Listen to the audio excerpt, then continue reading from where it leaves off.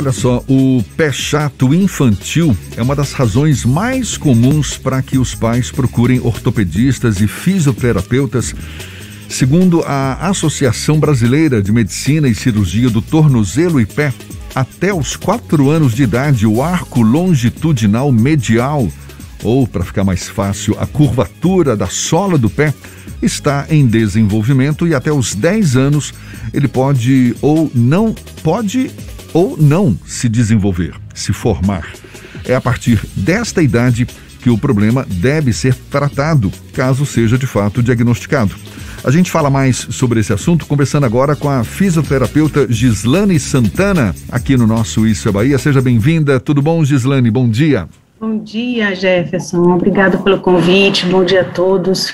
É muito bom falar sobre um tema tão recorrente na nossa prática clínica, né? É um assunto extremamente informativo para a população. Exatamente. Eu me lembro, na minha infância, não foi o meu caso, mas eu lembro de coleguinhas que usavam umas botas ortopédicas e eles diziam que eram muito desconfortáveis, exatamente para corrigir esse chamado pé chato. Ainda são essas botas que corrigem essa falta de curvatura ou a coisa já evoluiu, Gislane?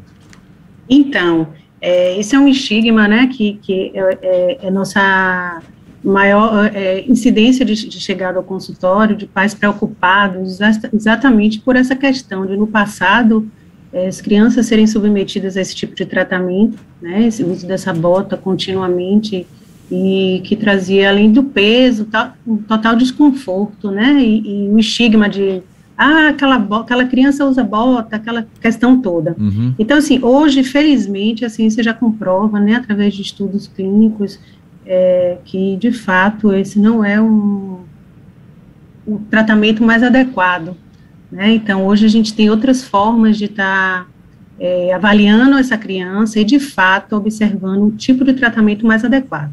O que provoca esse chamado pé chato? É algo congênito, hereditário? Tem alguma causa específica?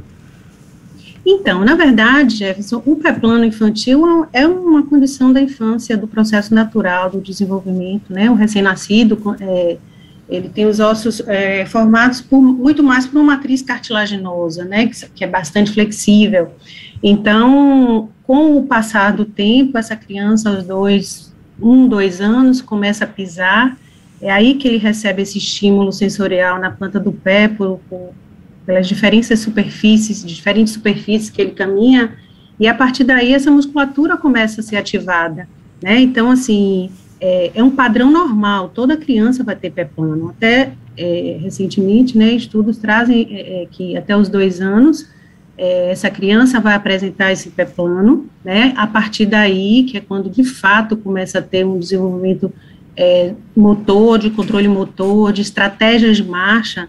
E a partir daí, até os 10 anos, esse pé vai se formar, essa cava vai se formar, né?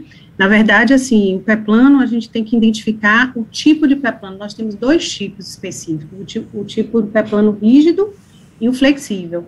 O rígido são aqueles casos em que a criança apresenta um pé mais hipomóvel, o que é muito mais difícil de acontecer, né? Então, nós não vimos isso com muita frequência no dia a dia, na prática clínica. O pé flexível, sim. Esse pé rígido, de fato, ele tem uma etiologia mais específica, do tipo pacientes com artrite juvenis, encurtamento de tendão de Aquiles, pacientes com doenças congênitas, e um que é mais frequente, vamos dizer assim, que é a colisão tarsal, que é quando acontece uma barra óssea na estrutura articular, então esse pé fica realmente rígido. E se essa criança apresenta esse tipo de pé rígido, o tratamento aí, infelizmente, se for sintomático, né, a criança tem dor, desconforto, é cirúrgico. Mas isso é uma incidência muito pequena. O que a gente percebe mais claramente é o pé realmente flexível, que, como eu disse, é uma história natural, tá? Então, se a gente for pensar que em 10 crianças, 9,7% apresentam, 9 crianças apresentam pé plano, até os 10 anos, vamos supor, é o normal. A partir dos 10, aí a gente vai para um percentual de 4% que vai continuar com esse pé plano. E a partir daí, 1% é que de fato vai precisar de tratamento. Então, isso é só uma estatística para ficar bem claro de que realmente não há uma preocupação, né, tão importante no primeiro momento com esse pé. Gislane, quando a gente fala sobre pé plano, eu lembro lá na década de 80, quando eu era uma criança, início dos anos 90, quando meu irmão nasceu, que as pessoas do entorno da minha mãe falavam, bota ele para andar na grama para poder fazer a curva do pé, bota ele para andar na terra porque isso ajuda a fazer a curva do pé. Esse tipo de sabedoria popular tem algum impacto na realidade? Existe algum tipo de influência quando você sugere que a criança ande em terrenos distintos, ou isso é só um mito popular? Boa pergunta, excelente. Então, na verdade, isso é o que a gente mais orienta, né, nesse momento, com relação ao tratar essa criança com pé plano, né? Então, vamos dizer que a partir dos 9 meses, quando a criança começa a engatear e a dar os primeiros passos, ficar de pé, ter contato, essa planta do pé ter contato com o chão, com a estrutura mais rígida, então a gente orienta o quê? Vamos deixar essa criança descalça, né? Vamos deixar esses pés livres, para que a gente possa incentivar o máximo de estímulo plantar, em diferentes superfícies de apoio, texturas. Então, isso é que vai realmente fazer um estímulo sensorial, vamos dizer assim, para que essa musculatura tome forma, tônus, tá? Então, caso as crianças, né, como a gente diz, não vai deixar a criança o tempo todo descalça, tem momentos sociais em que a gente precisa calçar essas crianças, então vamos procurar sapatos com solas mais finas, flexíveis, né, abertos, para que esse pé fique, de fato, mais livre, tá? E quando isso não evolui, há um impacto, eu sempre ouvi, pode ser loucura da minha cabeça de quem falava, a pessoa que tem pé chato, que tem pé plano, ela tem dificuldade de se equilibrar, ela pode cair mais fácil. Existe esse tipo de situação, ou isso é mais um dos mitos que a nossa sociedade cria? Pronto, ótimo também. Veja bem, dentro desse 1% de crianças que precisam de uma assistência, né, mais específica, a partir dos 10 anos, geralmente, o que é que acontece? Essas crianças são sintomáticas, tá? São crianças que precisam está realizando um tratamento de fisioterapia, né, vamos dizer, exercícios, treino de equilíbrio, de marcha, fazer, vamos dizer assim, promover, né, estímulos paralelo ao tratamento analgésico, né, principalmente porque são crianças, a criança corre, salta, anda, então não tem muito controle, ela se adapta a isso, mas ela sente dor, então a gente precisa intervir. O uso de palmilhas, em alguns casos, é necessário também, né, para que a gente possa conter esse desabamento, tá, mas assim, o trabalho da fisioterapia hoje com o pé plano, vamos dizer, nesses pacientes sintomáticos é fundamental para que a gente possa melhorar a qualidade de vida dessa criança. Qual tipo de profissional a mãe ou o pai deve buscar caso perceba que o pé da criança permanece chato quando já está se aproximando desse limiar de 10 anos? Então, Fernando, o que é que acontece? Abrindo parênteses só para complementar a questão anterior, é importante que os pais fiquem atentos aos sintomas de dor, de desconforto, né, a queixa, a presença de deformidades. Então, por exemplo, a criança vem com o joelhinho, está com o joelhinho mais próximo um do outro, a criança tem uma recorrência de queda maior, a criança cai naturalmente, mas criança que cai em excesso, né, os pais percebem isso. Então, o joelhinho mais junto, um quadril que gira um pouco quando a criança anda, então, isso são sinais que são importantes de ser conduzidos a uma avaliação com um fisioterapeuta especializado, um ortopedista. Os próprios pediatras já encaminham muito para nós, né? Então, assim, seriam os profissionais alvos nesse momento, né? Fisioterapeutas, ortopedistas, pediátricos e pediatras. A gente está conversando aqui com a fisioterapeuta Gislane Santana sobre a incidência do chamado pé chato na infância, o pé plano.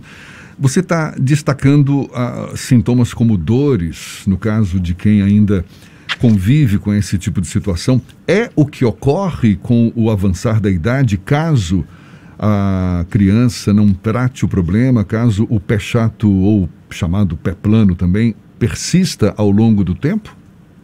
Isso, exatamente, Jefferson. A dor é um sintoma, vamos dizer assim, a chave do momento de se intervir, tá? Inclusive, como nós somos procurados por pais, né, por essa preocupação excessiva, essa ansiedade em estar intervindo antes dos 10 anos, então chegam ao consultório crianças com 3, 5, 7 anos, e geralmente nós fazemos uma avaliação e a partir daí orientamos, né?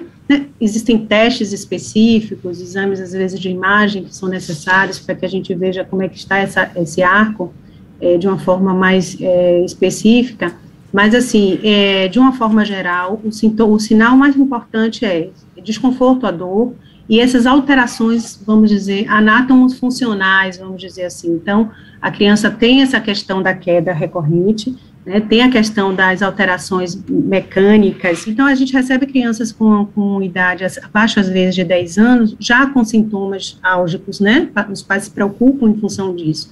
Então, já conduzem a criança, não só pela estética de ver que o pezinho está apoiando no chão, então, às vezes, os dedos, quarto e quinto dedo, eles já ficam mais altos em relação ao primeiro, segundo e terceiro, os joelhos já estão mais juntos, então a criança já tem uma recorrência de queda. Então, nesse momento, a gente talvez não faça uma intervenção com uma órtese, que seria, né, uma palmilha, por exemplo, mas a gente já orienta o estilo de sapato mais adequado para essa criança, alguns exercícios de fortalecimento, de alongamento, que vão incrementar a analgesia, às vezes a fisioterapia. Então, é tudo muito individual, tá? Então, a gente precisa realmente dessa avaliação criteriosa, né? Não tomar atitudes precipitadas, em estar imobilizando esse pé antes dessa idade de 10 anos, porque, de fato, a criança já vai criar uma rejeição a qualquer tipo de tratamento, quando, de fato, a partir dos 10 anos é quando a gente deve intervir mesmo, né? É igual aparelho ortodôntico, vamos por assim dizer. Às vezes, esses aparelhos são colocados precocemente, e no momento em que realmente a criança precisa estar utilizando esse aparelho, ela não aguenta mais. Ela não suporta mais, já quer tirar, já sente desconforto, enfim. Então, encontrar o momento adequado da intervenção. Isso eu diria que é o principal para o sucesso desse percentual pequeno de crianças que evoluem com o pé plano. Maravilha, assunto importante esse, a gente agradece muito a fisioterapeuta Gislane Santana, conversando conosco sobre a incidência desse pé plano, a importância, não é, de estarmos atentos, claro, para o desenvolvimento natural dos pés, para que depois eles sejam aí bastante flexíveis, possam nos dar todo o equilíbrio necessário que a gente precisa. Então, muito obrigado, Gislane, um prazer falar com você, seja sempre bem-vinda. Muito obrigada.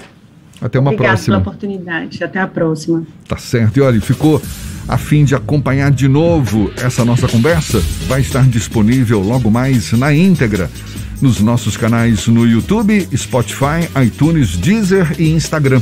Agora, 7h45 na Tarde FM.